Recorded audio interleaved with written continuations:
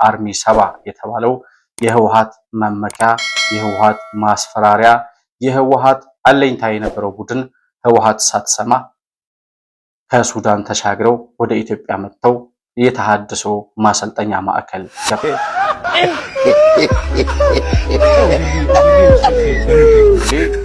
ነዳጅ ላይ ብዙ የሚፈጸም ወንጀል እንዳለ ከዚህም በፊት እንዲያውም መኪኖችን በረሃ ሁሉ ደብቀው እስከ ማቆም ድረስ የደረሱ ወንጀሎች እንዳሉ እኛ ማመልከቻ አቅርበን ክሱ እንደማንቀጥልበትና ክሳችን የምናቋርጥ መሆኑ ለፍርድ ቤቱ አሳውቀናል። ክሱን ያቋረጣችሁበት ምክንያት ምንድነው? መንግስት ዝም ሲል አሁን አብቹ ሂዶ ዋሻ ሲመርቅ ምናምን ስራ የሚሰራ አይመስላችሁም አይደል? ተቋም ነው ስራ የሚሰራው።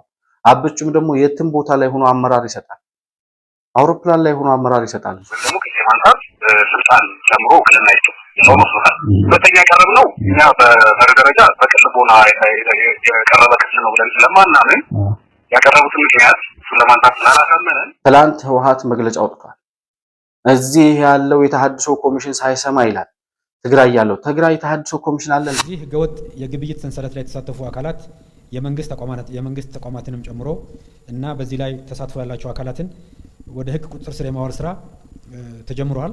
ይሄ ስራ በቀጣይ ተጠናክሮ የሚቀጥል ነው። በዚህ ጉዳይ ላይ ደግመው እንዳይከሱን ራስቲካታ ይባላል። በጣቲ ወይም ድጋሜ በአንድ ጉዳይ ላይ ክስን ካነሳ በኋላ ለዚህ ጉዳይ በሌላ ፍርድ ቤት ምናምን ክስ እንዳይመሰርቱ ፍርድ ቤቱ ያግዳል። ስለዚህ አሁን አቶ ጌታቸው እና አቶ አገኘሁ ተሻገርን በግል ሊከሱ ይችላሉ ወይስ ደግሞ ይሄ ውሳኔ የፌዴሬሽን ምክር ቤት ውሳኔ አይደለምና እነዚያ ክልሎች በትግራይ ክልል ሆነው ነው ምርጫ መደረግ ያለበት የሚል ክርክር ሊያነሱ ነው?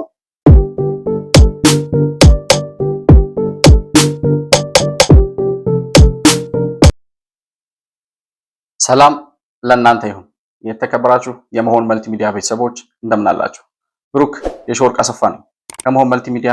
የዛሬውን ዕለታዊ ፕሮግራማችንን ይዘን ቀርበናል። በዛሬ ፕሮግራማችን በትላንትናው ዕለት የተሰሙ ዋና ዋና ሀገራዊ መረጃዎችን የምንዳሰስበት ፕሮግራም ይኖረናል። ከምናያቸው መረጃዎች መካከል እንግዲህ የመጀመሪያው የስምረት ፓርቲ በአቶ ጌታቸው ረዳ የሚመራው የስምረት ፓርቲ በፌዴሬሽን ምክር ቤት ውሳኔና በምርጫ ቦርድ ውሳኔ ላይ የወልቃይትና የራያን አካባቢዎች የምርጫ ክልል ሁኔታን አስመልክቶ የትግራይ ይዞታዎች ናቸው፣ የትግራይ ግዛቶች ናቸው የሚል ክስ አስገብቶ ነበረ። ያንን ክስ ተከትሎ የተሰማ አዲስ መረጃ አለ። እሱን የምንመለከት ይሆናል። በሁለተኛ ደረጃ የኢትዮጵያ ነዳጅ አቅራቢዎች ድርጅት ባለስልጣን በቁጥጥር ስር መዋላቸውን ሰምተናል። ይህም የሆነው በነዳጅን ከተመን በላይ በሚሸጡ አካላት ላይ ከፍተኛ የሆነ እርምጃ እየተወሰደ እንደሆነም ሰምተናል። ይህንንም የምንዳስሰው መረጃን የሚሆነው። በሶስተኛ ደረጃ ጠቅላይ ሚኒስትር ዶክተር አብይ አህመድ ለተለያዩ የአዲስ አበባ ፖሊስ ኮሚሽን ኮሚሽነሮች የስልጣን ወይም ሹመት ሰጥተዋል። ያንን ማን በማን ተተካ፣ እነማን ናቸው አዳዲሶቹ ተሿሚዎች የሚለውን የምናይ ይሆናል። በአራተኛ ደረጃ የምንመለከተው በሱዳን አካባቢ የነበረው አርሚ 7 የሚባለው የህወሓት የቀድሞ ታጣቂዎች ቡድን ወደ ተሃድሶ ስልጠና መግባታቸውን ሰምተናል። እንዴት ይሄ ሊሆን ቻለ? ይህንን ተከትሎ ህወሓት ያወጣው መግለጫ አለ። የህወሓት መግለጫ ምን ይላል? እነዚህ መረጃዎች ባጭሩ የምንመለከታቸው ነው የሚሆነው። ባነሳናቸው ጉዳዮች ላይ ያላችሁን ሐሳብና አስተያየት በኮመንት መስጫው ላይ ልታሳውቁኝ ትችላላችሁ። እንዲሁም ደግሞ መሆን መልቲሚዲያን ላይክ፣ ሰብስክራይብ እና ሼር እያደረጋችሁ በሱፐር ቻት እና በሱፐር ስቲከርም ድጋፍ ማድረጋችሁን ሳትረሱ ከፕሮግራማችን ጋር ከመረጃዎቻችን ጋር አብራችሁ እንድትቆዩ በአክብሮት እጋብዛለሁ። መሆን መልቲሚዲያ ዘረኝነትንና ጥላቻን የሚጸየፍ በሐሳብ የበላይነት የሚያምን እውነትንና ኢትዮጵያዊነትን ለማጽናት የሚተጋ ሚዲያ ነው። መሆን መልቲሚዲያን በሱፐር ቻት እና በሱፐር ስቲከር እንዲሁም በገንዘብ መደገፍ የምትችሉ መሆኑን በአክብሮት እንገልጻለን። ይህን ሚዲያ መደገፍ እውነትንና ኢትዮጵያዊነትን ማጽናት መሆኑን አውቃችሁ ሼር፣ ላይክ፣ ሰብስክራይብ በማድረግ ለሌሎች ተደራሽ ማድረጋችሁን አትርሱ። መሆን መልቲሚዲያ የአዲሱ ትውልድ ሚዲያ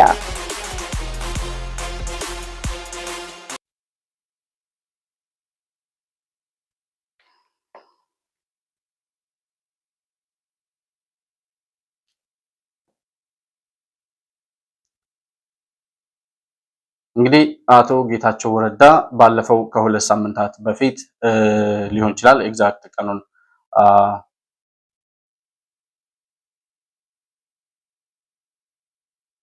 እንግዲህ በአቶ ጌታቸው ረዳ የሚመራው የስምረት ፓርቲ በፌዴሬሽን ምክር ቤትና በምርጫ ቦርድ ውሳኔ ላይ የፌዴሬሽን ምክር ቤት የወሰነውና ከዛ ምርጫ ቦርድ ተቀብሎ ያጸደቀውን ውሳኔ ያም ውሳኔ ምንድን ነበር? የራያና የወልቃይት ጠገዴ አካባቢዎች ለምርጫ ዝግጅት ማድረግ ያለባቸው በትግራይ ክልልም በአማራ ክልልም ሳይሆኑ በፌዴራል መንግስት ስር ሆነው ለተወካዮች ምክር ቤት በቀጥታ ተጠሪነቱ ተደርጎ ምርጫው ይካሄዳል የሚል ውሳኔ ማስተላለፉን ተከትሎ አቶ ጌታቸው ረዳ የሚመሩት የስምረት ፓርቲ ይሄንን ወደ ፍርድ ቤት ጉዳዩን ወደ ፍርድ ቤት ይዞ ሄዶ ክስ አቅርቦ እንደነበር ይታወሳል። ክሱም ደግሞ እነዚህ የተጠቀሱት ቦታዎች በፌዴራል መንግስት ስር እንዲሆኑ የተወሰኑት ቦታዎች የትግራይ ክልል ግዛቶች መሆናቸው እየታወቀ ወደ ፌዴራል መሄዳቸውንና የአንድን ክልል ሉዓላዊ ግዛት የመንጠቅ ስራ ነው የተሰራውና አላግባብ የተሰራ ስራ ስለሆነ እንዲስተካከል የሚል ውሳኔ ወደ ማነው የሚል ክስ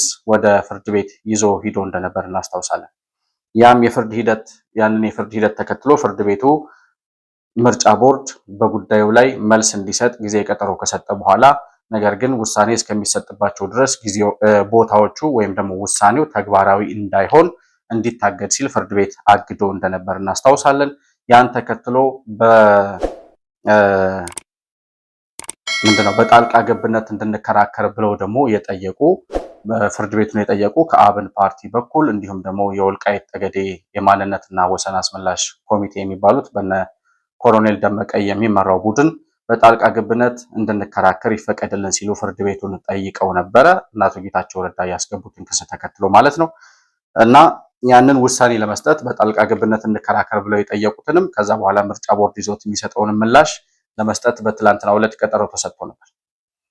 ያንን ቀጠሮ ተከትሎ ወደ ፍርድ ቤት ሲኬድ ፍርድ ቤቱ ችሎቱ ከተሰየመ በኋላ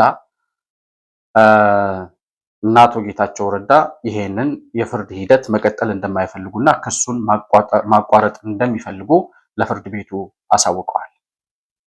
ለምንድን ነው ፍርድ ቤቱ እና ጌታቸው ረዳ ይሄንን ክስ ማቋረጥ የፈለጉት ለምንድን ነው የሚለውን ጉዳይ ነው እንግዲህ በዝርዝር ማየት የሚገባው። አቶ ጌታቸው ረዳ በስምረት ፓርቲ በኩል ባወጡት ደብዳቤ ምንድን ነው የሚለው? አንደኛ የፌዴሬሽን ምክር ቤት ውሳኔ ተብሎ የወጣው ውሳኔ የፌዴሬሽን ምክር ቤቱ እንዳልሆነ አረጋግጠናል። በፌዴሬሽን ምክር ቤት ፕሬዝዳንቱ በአቶ አገኘሁ ተሻገር የግል ፍላጎት ብቻ የተወሰነ ውሳኔ እንጂ የፌዴሬሽን ምክር ቤት አባላት ተሰብስበው ምልአተ ጉባኤው በተሟላበት ሁኔታ የጉባኤውን ውሳኔ አግኝቶ የተወሰነ ውሳኔ ሳይሆን የፌዴሬሽን ምክር ቤቱ የወሰነው ውሳኔ ሳይሆን የምክር ቤቱ ፕሬዝዳንት በግላቸው ፍቃድ ባላቸው ስልጣን ተጠቅመው ይሄን ውሳኔ በራሳቸው ፊርማ ብቻ የወሰኑት ውሳኔ ስለሆነ በዚህ ምክንያት የፌዴሬሽን ምክር ቤት ባልወሰነው ውሳኔ ላይ ወደ ክስ መግባቱ የሚያስኬድ ሆኖ አላገኘነውም። ስለዚህ በዚህ ምክንያት ክሱ እንዲቋረጥልን ሲሉ ማመልከቻ አስገብተዋል። እዛ ክስ ችሎት ላይ የነበሩት የወልቃይት ጠገዴ የማንነት አስመላሽ ኮሚቴ ጠበቃ የሆኑት አቶ ቴዎድሮስ የሚባሉት ጠበቃ በጉዳዩ ላይ ዝርዝር መረጃ ሰጥተዋል። ሪፖርተር አናግሯቸው ነበረ። እንዲሁም ደግሞ ሪፖርተር ካናገራቸው ሰዎች ውስጥ የስምረት ፓርቲ ምክትል ፕሬዝዳንት የሆኑት ሰው በዚሁ በሪፖርተር ሚዲያ ላይ ቃለመጠይቅ ተደርጎላቸው ነበር ስለ ጉዳዩ። እሳቸው ምን አሉ? ከዛ ቀጥለን ደግሞ አቶ ቴዎድሮስ የወልቃይት ጠገዴ ማንነት አስመላሽ ኮሚቴ ውስጥ ምን አይነት ጥያቄዎችን አቀረቡ ለፍርድ ቤቱ የሚሉትን ጉዳይ የምንመለከት ነው የሚሆነው። በመጀመሪያ የስምረት ፓርቲ ምክትል ሊቀመንበር የሆኑት ሰው ምን አሉ የሚለውን ጉዳይ ሰምተን እንመለሳለን። ያው እኛ ማመልከቻ አቅርበን ክሱ እንደማንቀጥልበትና ክሳችን የምናቋርጥ መሆኑ ለፍርድ ቤቱ አሳውቀናል። ክሱን ያቋረጣችሁበት ምክንያት ምንድን ነው? ኦኬ፣ ክሱን ያቋረጥንበት ምክንያት አንደኛ የምርጫ ቦርድ የፌዴሬሽን ምክር ቤት ውሳኔ ብሎ መሰረት አድርጎ የወሰነው ውሳኔ ባለፈው ምርጫ ቦርድ እኛ ጠይቀን ማስረጃው ቀርቦ ነበር። የፌዴሬሽን ምክር ቤት ውሳኔው ማለት ነው። አሁን እንደምታውቁት የፌዴሬሽን ምክር ቤት ውሳኔ የሚወስነው በህገ መንግስቱ አንቀጽ 64 ላይ በግልጽ እንደተቀመጠው ከምክር ቤቶቹ አባላት ሁለት ሶስተኛ ተገኝተው ጉዳዩ በአጀንዳ ይዞ ተወያይተውበት ከዛ ድምጽ ሰጥተውበት ከዛ ደግሞ በአብላጫ ወይ ደግሞ በሲምፕል ማጆሪቲ የሚባለው በ50+1 ሲያጸድቁት ነው አንድ አጀንዳ በዚህ መልኩ ሲጸድቅ የፌዴሬሽን ምክር ቤት ውሳኔ ይባላል። ነገር ግን እኛ የመጣውን ደብዳቤ በጥልቀት ስናየው ደብዳቤው አፈጉባኤ ናቸው የጻፉት። አፈጉባኤው ማለት ነው አቶ አገኘው ተሻገር በሌላቸው ስልጣን የጻፉት ደብዳቤ መሆኑን አረጋግጠናል። ስለዚህ ይሄንን ደግሞ በመሰረቱ የፌዴሬሽን ምክር ቤት ውሳኔ ሊባል አይችልም፣ የእሳቸው ደብዳቤ ነው። ስለዚህ ህጋዊ መሰረት በሌለው ነገር ላይ ተመሰርተን ክስ የምንቀጥልበት ምንም ምክንያት የለም።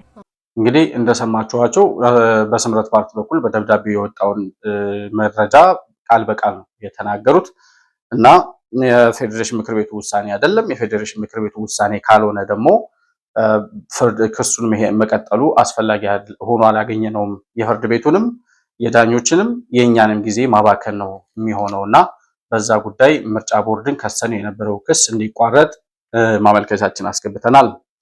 ከዛ ተከትሎ እንግዲህ የወልቃይት ጠገዴ ማንነት አስመላሽ ኮሚቴ የሆኑት አቶ ቴድሮስ የተባሉት ጠበቃ ቴድሮስ ታደሰ በላይ ይባላሉ። እሳቸው ደግሞ ይሄንን የአቶ ጌታቸው ረዳን ጥያቄ ክሱ ይቋረጥልን የሚለውን ጥያቄ አስመልክቶ ምን አሉ የሚለውን ያቀረቧቸው ተከታይ ቀጣይ ጥያቄዎችም አሉ። ምን አሉ የሚለውን ጉዳይ እንስማና ተመልሰን እንመጣለን።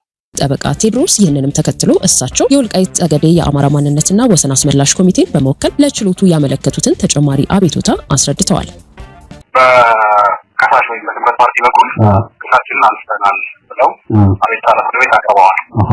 ይህም በተመለከተ ፍርድ ቤቱ ጣልቃ ገብ ላይ ለመወሰን ነበር ቀጠሮ ያዘው። እነሱ ክሳቸውን ካነሱ ይህን ጉዳይ በተመለከተ አስተያየት እንድንሰጥ ጠይቀውናል። ስለዚህ አራት አስተያየቶችን ሰጠናል። የመጀመሪያው አስተያየት ምንድን ነው? ክሱን የመሰረቱት ራሳቸው አቶ ጌታቸው ረዳ ስለሆኑ አሁን ክሱን ሲያነሱት ደግሞ በጠበቃ ነው እያነሱት ያለው እና ይህንን ነገር ፍርድ ቤቱ ያረጋግጣል። ጠበቃው ክስ የማንሳት ውክልና አለው ወይ የሚለውን ነገር ላይ እሳቸው ቀርበው አይኔ ክሴ ካላነሳውም ጠበቃው ነው የሚል ነገር እንዳይነሳ ወይ በአካል መጥተው ፍርድ ቤቱ ዛሬ ችሎት ስላልቀረቡ በአካል መጥተው ክሳቸውን ማንሳታቸውን ራሳቸው ሲናገሩ፣ ካልሆነ ደግሞ ስፔሲፊካሊ ለጠበቃው ክስ የማንሳትን ውክልና አብረው ጨምረው ሊሰጡት ይገባል ብዬ አቅርቤያለሁ። ይህን አቤቱታ ፍርድ ቤቱ በመርህ ተቀብሎት ተመሳሳይ ምርጫ ሰጥቷቸዋል። ወይ ራሳቸው ቀርበው ክስ ማንሳታቸውን ያረጋግጡ ራሳቸው አቶ ጌታቸው ረዳ ወይም ደግሞ ውክልናቸው ላይ ክስ የማንሳትን ስልጣን ለጠበቃው እንደሰጡት አስተካክለው ያቀርቡ ተብሎ ለአራት ሰዓት ተቀጥሯል። ለመጋቢት 4 ማለት ነው። የጠበቃው ውክልና ምን ደረጃ ድረስ ነበር? የጠበቃው ውክልና ክስን የማስቆጥ ነው። ጠቅላላ ውክልና ነው የተሰጠው። ፍርድ ቤቱን ያየው ሰነዱ ፍርድ ቤቱ ሳየው ክስ ማንሳት የሚል ቃል አልተቀመጠም። የተቀመጡት ቃላቶች ፍርድ ቤት ቀርቦ እንዲከራከር ምናምን ምን ይሆናል? የተለመደ የጠበቃው ውክልና ሰው ክስ ማንሳት የሚል ነገር ስለሆነ እሱን ያረጋግጥልናል። ፍርድ ቤቱ ማወቅ ተቀብሎ ይሄን ለማረጋገጥ እነሱ ወይ ራሳቸው ቀርበው ክስ ማንሳታቸውን ይገዙ፣ ካልሆነ ደግሞ ጠበቃው አቶ ጌታቸው ረዳ ራሳቸው ቀርበው ማለት ነው አይደል? የኔ አቤቱታ ይሄ ነው። ፍርድ ቤቱም ይሄንን ነው አማራጭ የሰጣቸው።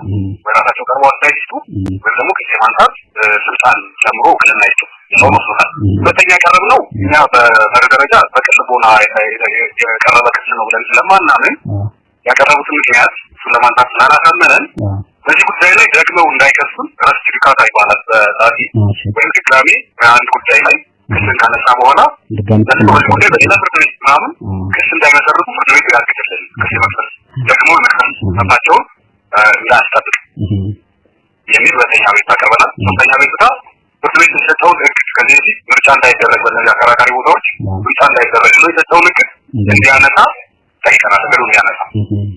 አራተኛ ነጥብ ደግሞ ምንድነው? በዚህ ጉዳይ ለውጭና ኪሳራ ተዳርገናል። ናቸው ክሶ ማቅረባቸው እኛ መብትና ጥቅማችን ተነካ በማለት ነው የወከልኳቸው አካላት መብትና ጥቅማችን ተነካ በማለት ጠበቃ ወክለዋል። ከተለያየ ቦታ ትራንስፖርት ተብሎ መጥተዋልና አጠቃላይ ወጭና ኪሳራ አሳፍልተን እናቅርብና ፓርቲው ወይም ከሳሽ ይከፈላል የሚል አቤቱታ አቅርበናል። ስለዚህ ሁላቸው ለመወሰን ለአርብ 4 ሰዓት ተቀጥሯል።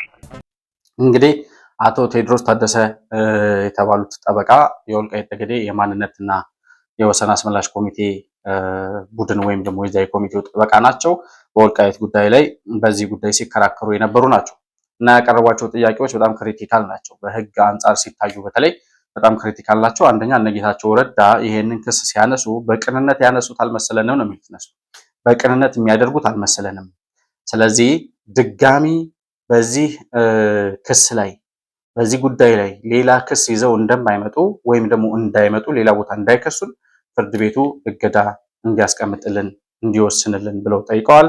በሁለተኛ ደረጃ ጠበቃው ይሄንን የክስ ማቋረጥ ሂደት የማስገባት መብት አላቸው ወይ የሚለውን ጉዳይ ፍርድ ቤቱ እንዲያጣራ፣ ውክልናቸው ላይ የተጠቀሰ ነገር አለ ወይ፣ ይሄንን ክሱን ማቋረጥ ይችላሉ የሚል መግለጫ ካለ ይችላሉ። ነገር ግን ክሱን ያስገቡት አቶ ጌታቸው ረዳ ራሳቸው በአካል መጥተው ስለሆነ ነገ ከነገ ወዲያ ደግሞ አይ እኛ አላነሳንም ጠበቃው መጥቶ ያነሳው የሚል ክርክር እንዳይመጣ ወይ ጠበቃው ውክልናቸው ላይ ክስ ማቋረጥ ይችላሉ የሚል ግልጽ የሆነ መግለጫ መኖር አለበት። ካልሆነ ደግሞ አቶ ጌታቸው ረዳ ራሳቸው መጥተው ክሱን ማቋረጥ አለባቸው የሚል ጥያቄ አቅርበዋል። በሶስተኛ ደረጃ ያነሱት ያወጣናቸው ወጪዎች አሉ። በጣም በዚህ ክርክር ሂደት ውስጥ ለተለያየ ኮስት ያወጣነው ገንዘብ አለና ይህንን ኮስት አላስፈላጊ በሆነ ክርክር እንድናወጣ ያደረገን ስምረት ፓርቲ ስለሆነ ያወጣናቸውን ወጪዎች በሙሉ እንዲሸፍንልን ፍርድ ቤት ይወስንልን ሲሉ ጥያቄ አቅርበዋል። 4 ጥያቄዎች ናቸው ያቀረቧቸው በአጠቃላይ እና ስምረት ፓርቲ እንግዲህ አሁን እነዚህን ውሳኔዎች ተከትሎ የፍርድ ቤቱ ቀጠሮ ሰጥቷል። ተለዋጭ ቀጠሮ እነዚህ ጉዳዮች ላይ ውሳኔ ለመስጠት ማለት ነው። እና በአጠቃላይ ያለው ሂደት ይሄ ነው። አቶ ጌታቸው ረዳ ወይም እና አቶ ጌታቸው ረዳ ስምረት ፓርቲ ይሄንን ክስ አቋርጣለሁ ብሎ የመጣበት ሁኔታ ምን ያህል አሳማኝ ነው? በአቶ አገኘሁ ተሻገር የተፈረመ ፊርማ ስለሆነ እሺ በፌዴሬሽን ምክር ቤት የተወሰነ ውሳኔ እንዳልሆነ አረጋግጠናል። እና ምክትል ኃላፊውም አሁን ሲናገሩ እንደሰማችኋቸው የከሰስነውም ይሄንን ዝርዝር አጀንዳ ዝርዝር ጉዳዩን መመልከት እንድንችል ጠይቀን ሊሰጠን ስላልቻለ መክሰስ ነበረብን። ከዛ በኋላ ዝርዝር ጉዳዩን አግኝተን የተወሰነበትን የውሳኔውን ዝርዝር ስንመለከት የተወሰነው ውሳኔ የፌዴሬሽን ምክር ቤቱ ሳይሆን የአቶ አገኘሁ ተሻገር ውሳኔ ብቻ ነው። ስለዚህ በዚህ ጉዳይ ላይ ክስ አንቀጥልም። ስለዚህ አሁን አቶ ጌታቸው እና አቶ አገኘሁ ተሻገርን በግል ሊከሱ ይችላሉ ወይስ ደግሞ ይሄ ውሳኔ የፌዴሬሽን ምክር ቤት ውሳኔ አይደለምና እነዚያ ክልሎች በትግራይ ክልል ሆነው ነው ምርጫ መደረግ ያለበት የሚል ክርክር ሊያነሱ ነው? በቀጣይ የምንመለከተው ጉዳይ ነው የሚሆነው። ወደ ሁለተኛው መረጃችን እናልፋለን። ወደ ሁለተኛው መረጃችን ስናልፍ ነዳጅ መንግስት ካስቀመጠለት ወይም በመንግስት ከተቀመጠው የነዳጅ ተመን በላይ የሚሸጡ አካላት በቁጥጥር ስር እየዋሉ መሆናቸውን የገንዘብ ሚኒስቴር በትላንትናው ዕለት መግለጫ አውጥቷል። አቶ አህመድ ሺዴ የኢትዮጵያ የገንዘብ ሚኒስቴር የሆኑት ሰው በትላንትናው ዕለት መግለጫ ሰጥተዋል። እንግዲህ እርምጃ ከተወሰደባቸው አካላት መካከል የነዳጅ ማህበር ኃላፊ የሆኑት የኢትዮጵያ ነዳጅ አቅራቢዎች ማህበር የሚባል ድርጅት አለ። የዛ ድርጅት ኃላፊ የሆኑት ሰው አቶ እስመለ ዓለም ይባላሉ። እሳቸው በቁጥጥር ስር መዋላቸውን በትላንትናው ዕለት ሰምተናል። ከእሳቸው ጋር ተያይዞ በመንግስት ተቋማት ላይም እንዲሁም ደግሞ ተባባሪ በሆኑ አካላት ላይ ከፍተኛ የሆነ እርምጃ እየተወሰደ እንደሆነ የገንዘብ ሚኒስቴር በትላንትናው ዕለት ባወጣው መግለጫ አሳውቋል። ይሄ እየሆነ ያለው እንግዲህ አሁን ከኢራን እና ከእስራኤል እና አሜሪካ በኢራን ላይ እየወሰዱት ባለው እርምጃ ተከትሎ እዛ አካባቢ ባለው ጦርነት የተነሳ የነዳጅ ዋጋ በከፍተኛ ሁኔታ እየጨመረ እንደሆነ ይታወቃል። ነገር ግን መንግስት ደግሞ ከ4.2 ቢሊዮን ዶላር በላይ ድጎማ እያደረገ ነዳጅን ለማህበረሰቡ ተደራሽ ለማድረግ እየሰራ ባለበት ሁኔታ ከተቀመጠለት ተመን በላይ የሚሸጡ በመንግስት አካላት ውስጥ ያሉ፣ በነዳጅ አቅራቢ ማህበር ውስጥ ያሉ እንዲሁም ደግሞ ሌሎች ተባባሪ አካላት በተመሳጠረ ኔትወርክ እየሰሩ መሆናቸውን ደርሰንበታል ብለዋል። አቶ አህመድ ሺዴ የተናገሩትን ባጭሩ እንስማና ተመልሼ እመጣለሁ። በከፍተኛ ጥንቃቄ እየደጎምን ከምንገኛቸው ቁልፍ ምርት ነዳጅ ነው ዋነኛው ማለት ይቻላል። ስለዚህ ነዳጅ ከፍተኛ ውጭ ምንዛሪ አቅርቦት ብቻም ሳይሆን በከፍተኛ የመንግስት በጀት ድጎማም ጭምር አስተማማኝ በሆነ መልኩ አቅርቦቱ የተጠናከረ ያለበት ሁኔታ መሆኑ ይታወቃል። ሆኖም ግን መንግስት በዚህ ከፍተኛ የውጭ ምንዛሪ ድጎማ እያቀረበ ያለው ምርት በትክክለኛው የግብይት ሰንሰለት ተከትሎ መንግስት ባስቀመጠው የገበያ ዋጋ እየተሸጠ እንዳልሆነና ህብረተሰቡን ለከፍተኛ እንግልት የተዳረገ መሆኑን መንግስት በቅርቡ ባደረገው ሰፊ ጥናት ማረጋገጥ ተችሏል። ስለዚህ በከፍተኛ ውጭ ምንዛሪ የሚገዛው ይሄ ምርት እንዲሁም በከፍተኛ የበጀት ድጎማ ለህብረተሰቡ መቅረብ ከነበረበት ዋጋ በላይ በተለያዩ የሀገሪቱ አካባቢዎች አዲስ አበባን ጨምሮ ከተቀመጠለት የመንግስት ዋጋ በላይ እየተሸጠ እንደሆነ ተደርሶበታል። ይህንን ሁኔታ በአስቸኳይ በቁጥጥር ስር ለማዋል መንግስት የአቅርቦት አስተማማኝነቱን ከማጠናከር ጎን ለጎን ህጋዊ እርምጃ መውሰድ ጀምረዋል። በዚህ ህገወጥ የግብይት ሰንሰለት ላይ የተሳተፉ አካላት የመንግስት ተቋማትንም ጨምሮ እና በዚህ ላይ ተሳትፎ ያላቸው አካላትን ወደ ህግ ቁጥጥር ስር የማዋል ስራ ተጀምሯል።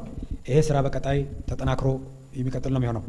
እንግዲህ ነዳጅ ላይ ብዙ የሚፈጸም ወንጀል እንዳለ ከዚህም በፊት እንዲያውም መኪኖችን በረሃ ሁሉ ደብቀው እስከ ማቆም ድረስ የደረሱ ወንጀሎች እንደነበሩ ከሾፌሮች፣ ከነዳጅ አቅራቢ ማህበራቱ፣ ከነዳጅ ሻጭ ማደያዎች ጋር በመመሳጠር መንግስት ውስጥ ካሉ እንደዚህ አይነት በኮራፕሽን ውስጥ ካሉ ሰዎች ጋር በመመሳጠር ነዳጅ እያለ የለም ማለት እንዲሁም ደግሞ ከተተመነለት ከተቀመጠለት ተመን በላይ መሸጥ ማህበረሰቡን በጣም የሚያጉላላና መንግስትንም የሚጎዳ አሰራር እንደመሆኑ መጠን እስከዛሬም እርምጃዎች ሲወሰዱ ነበር። አሁን ደግሞ በአመራር ደረጃ ባሉ ሰዎች ላይ እርምጃ እየተወሰደ መምጣቱ ይሄ ነገር መስመር እንዲይዝና ከዚህ በኋላ ወደ ህገወጥ ነገር እየሄዱ ያሉ ሰዎች እንዲህ አይነት እርምጃ መኖሩን ሲያውቁ ቢያንስ በቀጣይ የሚመጡት ኃላፊዎች ከዚህ አይነት ድርጊት የሚቆጠቡ ይሆናሉ ተብሎ ይታሰባል። ነገር ግን አሁን መንግስት 4.2 ቢሊዮን ዶላር እየደጎመ የሚያመጣውን ነዳጅ እንደገና ከተመን በላይ መሸጥ፣ ይሄ አላግባብ የመበልጸግ ማህበረሰቡን በማጎሳቆል ያልተገባ ትርፍ ለማግኘት የምንሄድበት ርቀት ኢትዮጵያውያን እኔ በጣም ይደንቀኛል። አንዳንድ ጊዜ አሁን በዓለም ደረጃ ነው ነዳጅ እየጨመረ ያለው። በበርሜል ከ110 ዶላር በላይ ከፍ ብሏል። እንደዚህ ሆኖ አያውቅም እስከዛሬ ድረስ ነው የሚባለው እና በበርሜል ከ110 ዶላር በላይ ጭማሪ ያሳየ የነዳጅ ዋጋ ላይ እንደገና መንግስት 4.2 ቢሊዮን ዶላር ደጎሞ የሚያመጣውን ነዳጅ በድጎማ የሚመጣውን ነዳጅ ድጎማውን ቢያነሳው እኮ ስንት እንደሚገዙት እነዚህ አንደኛ ማህበረሰቡ ላይ የሚመጣው ጫና፣ ሁለተኛ ነዳጅ አቅራቢዎች ማህበር የሚባለው ድርጅት ራሱ በመንግስት ድጎማ የሚመጣለትን ነዳጅ በአግባቡ ለማህበረሰቡ ተደራሽ እንደማድረግ እንደገና ሌላ ጫና፣ እንደገና ሌላ ክፍያ፣ እንደገና ሌላ ተግዳሮት መንግስት ላይም ህዝብ ላይ መጫን ይሄ ተገቢ አይደለም። በጣም ተመጣጣኝ የሆነ ተገቢ እርምጃ ሊወሰድባቸው ይገባል። አሁንም ከነዳጅ ማደያ ጀምሮ በተለያዩ ተቋማት ላይ ያለው በመንግስትም ይሁን በነዳጅ አቅራቢ ማህበርም ውስጥ ይሁን በሌሎች ከሌሎች ሀገሮች ጋር ራሱ ከጅቡቲ ከሱዳን ከምናምን ጋር ካሉ የነዳጅ አቅራቢ ድርጅቶች ጋር እየተመሳጠሩ ነዳጅ ወደ ውጭ የሚያስወጡ ሰዎች ሁሉ እንደነበሩ እንሰማለን እና ጠቅላይ ሚኒስትር አብይ አህመድ ራሱ በተደጋጋሚ ፓርላማ ላይ ከዚህ በፊት ሲናገሩ ሰምቻለሁ። የኛ ነዳጅ ወደ ሱዳን እና ወደ ሶማሌ ነው የሚሻገረው፣ ወደ ጎረቤት ሀገሮች ነው የሚሻገረው ብሎ ሲናገር ሰምተናል። እና እንደዚህ አይነት አሻጥር በሀገር ላይ የሚያደርሰው ጫና በጣም ከፍተኛ ስለሆነ መንግስት የጀመረውን እርምጃ አጠናክሮ ሊቀጥልበት ይገባል የሚል መልእክት አለ። በሶስተኛ ደረጃ እንግዲህ ጠቅላይ ሚኒስትር አብይ አህመድ በትላንትናው ዕለት ለተለያዩ የፖሊስ ኮሚሽነር አባላት ወይም ደግሞ ባለስልጣኖች ሹመት ሰጥተዋል። የፖሊስ ኮሚሽን የአዲስ አበባ ፖሊስ ኮሚሽን ኮሚሽነር የነበሩት ኮሎኔል ጌቱ አርጋው የሚባሉ ኃላፊ ነበሩ። በቦታው ላይ የነበሩት የፖሊስ የአዲስ አበባ ፖሊስ ኮሚሽን ኮሚሽነር ማለት ነው። በእሳቸው ቦታ ሌቴና ጀነራል አስራት ዴኔሮ የተባሉ የመከላከያ ኃላፊ የነበሩ ሰው የአዲስ አበባ ከተማ ፖሊስ ኮሚሽን ኮሚሽነር ሆነው እንዲሾሙ ተደርጓል። በምክትላቸው ደግሞ ረዳት ኮሚሽነር ቶፊቅ መደድ የአዲስ አበባ ከተማ ፖሊስ ኮሚሽን ምክትል ኮሚሽነር ሆነው እንዲሾሙ ተደርጓል። እንዲሁም ሌላ ምክትል ኮሚሽነር ደግሞ አቶ ኤርዚቅ ኢሳ የአዲስ አበባ ፖሊስ ኮሚሽን ምክትል ኮሚሽነር ሆነው እንዲሾሙ በትላንትናው ዕለት ደብዳቤ ተሰጥቷቸዋል፣ ተላልፎላቸዋል። የአዲስ አበባ ፖሊስ ኮሚሽንን እንግዲህ ሌተናንት ጀነራል አስራት ዴኔሮ መከላከያ ውስጥ በከፍተኛ ስልጣን ላይ የነበሩ ሰው ናቸው። እሳቸውን ወደ አዲስ አበባ ፖሊስ ኮሚሽን አምጥቶ በኃላፊነት እንዲመሩ ማድረግ ተፈልጓል። ያ የሆነበት ምክንያት እንግዲህ አዲስ አበባ ውስጥ ምናልባት የተጠናከረ የደህንነትና የሰላም ሁኔታን ለማረጋገጥ ኮሚሽኑን ማጠናከር የግድ ስለሚል በእንደዚህ አይነት መከላከያ ውስጥ የነበሩ ሰዎች በተለይ ወደ ፖሊስ አገልግሎት ሲመጡ ኔትወርኩን ስለሚያውቁት፣ የደህንነት ሁኔታውን ስለሚያውቁት፣ በምን አይነት ሁኔታ ወንጀል ሊሰራ እንደሚችል ስለሚያውቁት ያንን በተጠናከረ ደረጃ ማስተካከልና መቆጣጠር ይቻላል ተብሎ ይታሰባል። አዲስ አበባ ላይ በተለይ ይሄ በግሩፕ የተለያዩ ቦታዎች ላይ ወንጀል ለመስራት በቡድን ሆነው ዝርፊያ ሊሆን ይችላል። ይሄ የብሔር ግጭት የሆነ ነገር ለማስነሳት የሚሞክሩ አካላትን በቀላሉ ለመቆጣጠር በዚህ ደረጃ ተቋሙን ማጠናከር አስፈላጊ ሆኖ በመገኘቱ ይሄ እርምጃ እንደተወሰደ አንዳንድ ከውስጥ የሚወጡ መረጃዎች እያስረዱ ይገኛል። ሌላው ጠቅላይ ሚኒስትሩ ከሰጧቸው ሹመቶች መካከል አንደኛው የብሔራዊ መረጃና ደህንነት ምክትል ዳይሬክተርነት ቦታ ነው። ይሄንን አቶ አሰፋ አብዩ የተባሉ እዚህ በፎቶግራፋቸው የምትመለከታቸው ግለሰብ የብሔራዊ መረጃና ደህንነት ምክትል ዋና ዳይሬክተር ሆነው እንዲያገለግሉ ተሾመዋል ማለት ነው። ዋና ዳይሬክተሩ አቶ ሬድዋን ሁሴን እንደሆኑ ይታወቃሉ። በምክትል ዋና ዳይሬክተርነት ይሄ ግለሰብ ተሾመዋል ማለት ነው። ወደ ዋናውና ወደ መጨረሻው አጀንዳችን ስንሻገር እንግዲህ በሱዳን አካባቢ ይገኝ የነበረው የአርሚ ሰባ የተባለው የህወሓት መመኪያ፣ የህወሓት ማስፈራሪያ፣ የህወሓት አለኝታ የነበረው ቡድን ህወሓት ሳትሰማ ከሱዳን ተሻግረው ወደ ኢትዮጵያ መጥተው የተሃድሶ ማሰልጠኛ ማዕከል ገብተዋል። በጣም በጣም አስደሳች፣ በጣም አስገራሚ፣ በጣም ደግሞ ለህወሓቶች ሞታቸውን የተረዱበት መረጃ ነበር። ይሄ መረጃ አርሚ ሰባ ማለት ከሱዳን ጦር ጋር ከአልቡርሃን ጋር በጋራ ሆኖ የኢትዮጵያን ዳር ድንበር ሊወር ይችላል፣ በወልቃይት በኩል ሊመጣ ይችላል፣ ህወሓት በዚህ በኩል በጠለምት በኩል እርምጃ የሚወስደው አርሚ ሰባ የሚባለው ቡድን በዛ በኩል ስላለ እነሱ ያግዙኛል በሚል ተስፋ ነው እየተባለ በጣም ብዙ ጊዜ ይነገር ነበር። እውነትም ደግሞ ህወሓት ተስፋ ያደርግበት ነበር እና ህወሓቶች ይሄንን አርሚ ሰባ የሚባለው ቡድን በድንገት ምንም ሳይሰሙ የኢትዮጵያ ምክትል ጠቅላይ ሚኒስትር የሆኑት አቶ ተመስገን ጥሩነህ በተገኙበት የተሃድሶ ስልጠናውን ጀምረዋል የሚለው ዜና ሲወጣ እነ ደብረ ጽዮን እንዴት እንደተላቀሱ ላሳያችሁና እመጣለሁ።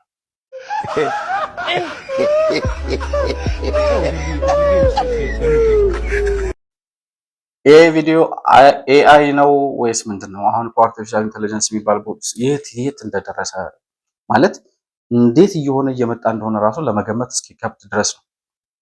እና በአርቲፊሻል ኢንተለጀንስ የተሰራ ነው። ግን እነ ደብረጽዮን በዚህ ደረጃ እንደሚላቀሱ ምንም ጥያቄ የለውም።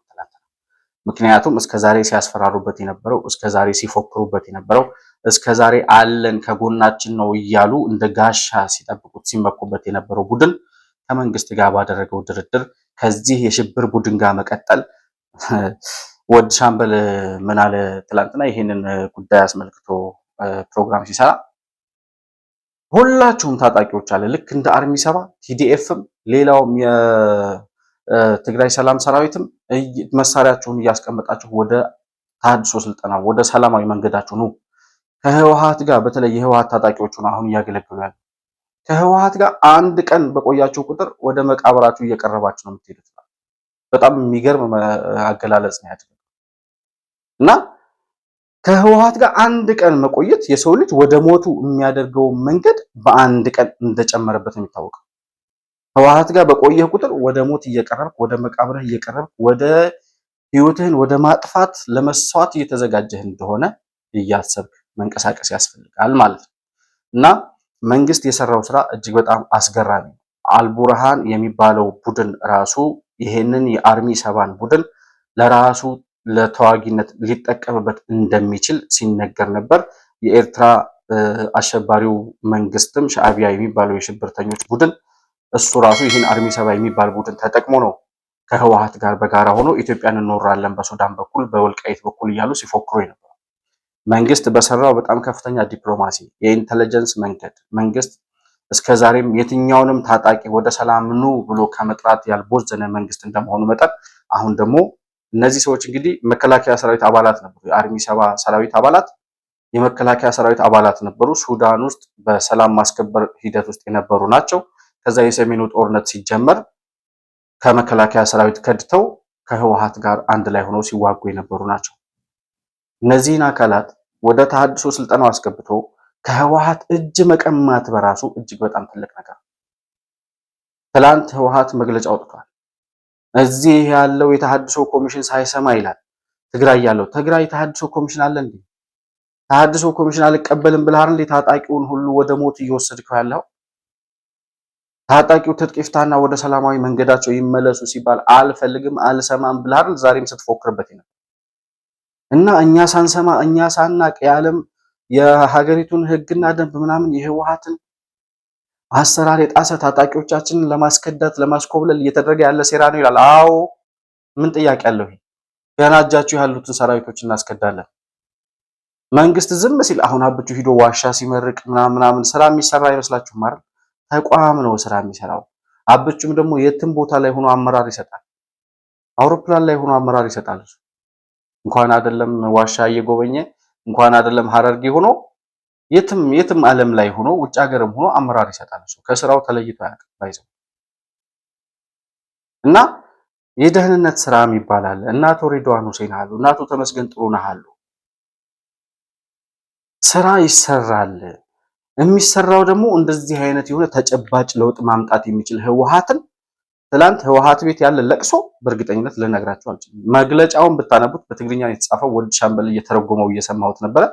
በቃ ያው የህወሓት መግለጫ ለቅሶ ነው፣ ፉከራ ነው። ለዓለም አቀፉ መንግስት ይታወቅልን፣ የዲዲአር ተግባራዊ ሳይሆን የፕሪቶሪያውን ስምምነት የጣሰ ምናምን። አንተ እዛ ያለውን ታጣቂ አፍነህ ይዘህ ዲዲአር አላስገባም፣ ወደ ሰላማዊ ኑሯቸው እንዲመለሱ አልፈልግም፣ ለታጣቂዎቹ ዛሬም ለመግደል ዛሬም እንዲሞቱ ዛሬም መስዋዕት ልታደርጋቸው ነው የፈለከው። የመስዋዕት በግ የሚሆን ደግሞ ታጣቂ ከዚህ በኋላ መኖር አይገባውም። ወደ ሰላም የሚመጣውን ሁሉ መንግስት እየተቀበለ ባገኛቸው እንኳን አይደለም የሰለጠነ የተዘጋጀ ብቁ የሆነ ካምፕ እያለ አይደለም ባገኙት አጋጣሚ ምንም ነገር ባይኖር ራሱ መጥተው የሆነ አዳራሽ ገብተው ቢቀመጡ ይሻላል እናንተ እንጂ ከሚቆዩ። መንግስት ደግሞ ተገቢውን ድጋፍ እንክብካቤ አድርጎ እነዚህን ሰዎች ከገቡበት የዘረኝነት አረንቋ ህወሓት ከሚባል ካንሰር በሽታ አገግመው ወደ ነበሩበት የመከላከያ ሰራዊት ስራቸው ይመልሳቸዋል ብለን ተስፋ እናደርጋለን። ህወሓት ግን በዚህ ደረጃ ህወሓት ብቻ አይደለም፣ ህወሓት አልቡርሃን፣ ኢሳያስ አፈወርቂ፣ ወድ ሻዕቢያ ከዛ ዘመነ ካሴ ምናምን የምትሏቸው ይሄ ከአርሚ ሰባ ጋር አንድ ላይ ሆነን መንግስት እንኖራለን ሲሉ የነበረው ትላንትና ውሃን የተደፋባቸው ትላንትና ውሃ ውስጥ እንደገባች አይጥ የሚገቡበት ጠፍቷቸው የሚያወሩት ጠፍቷቸው ሲስተጓጎሉ ተመልክተናል።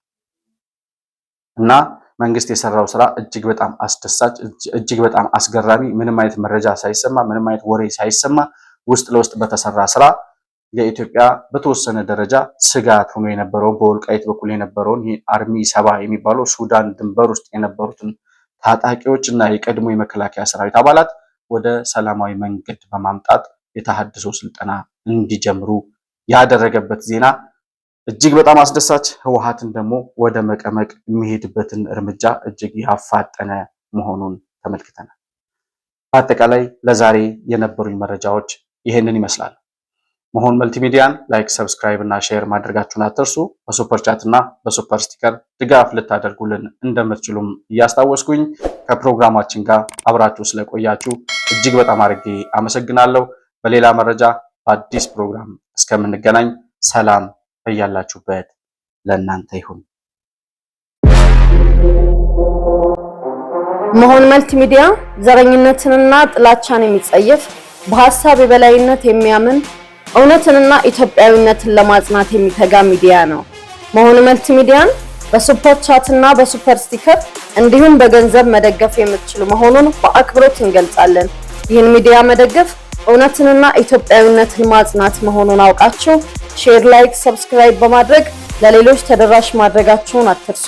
መሆን መልቲሚዲያ የአዲሱ ትውልድ ሚዲያ